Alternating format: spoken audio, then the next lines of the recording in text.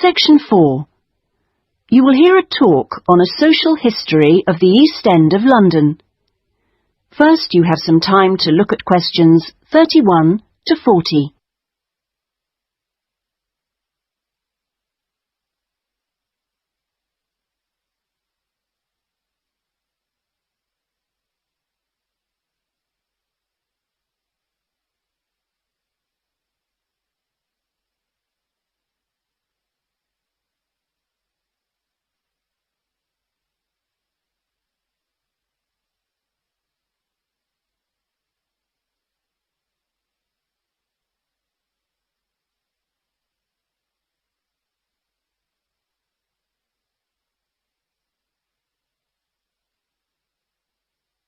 Now listen carefully and answer questions 31 to 40.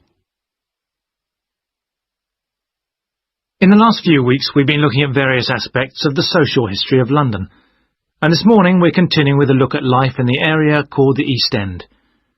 I'll start with a brief history of the district and then focus on life in the first half of the 20th century. Back in the 1st to the 4th centuries AD, when the Romans controlled England, London grew into a town of 45,000 people, and what's now the East End, the area by the River Thames and along the road heading north-east from London to the coast, consisted of farmland with crops and livestock, which helped to feed that population.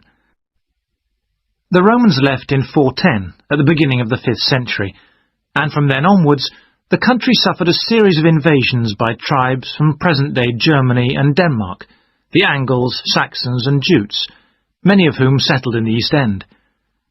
The technology they introduced meant that metal and leather goods were produced there for the first time, and as the East End was by the river, ships could transport goods between there and foreign markets.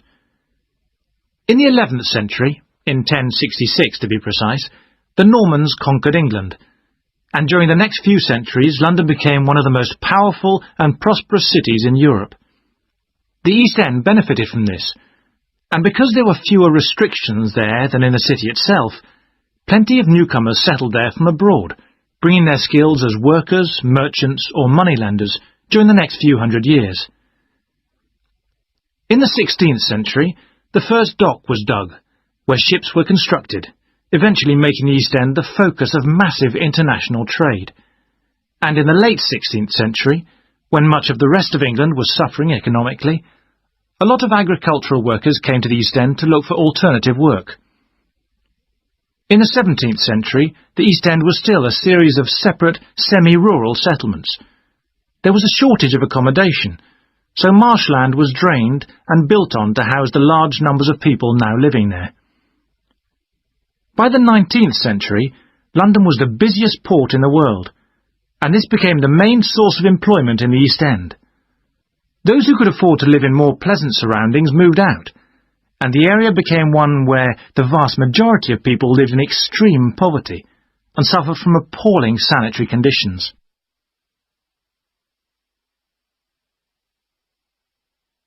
That brief outline takes us to the beginning of the 20th century, and now we'll turn to housing.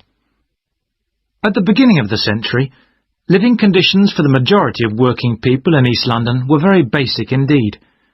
Houses were crowded closely together and usually very badly built because there was no regulation.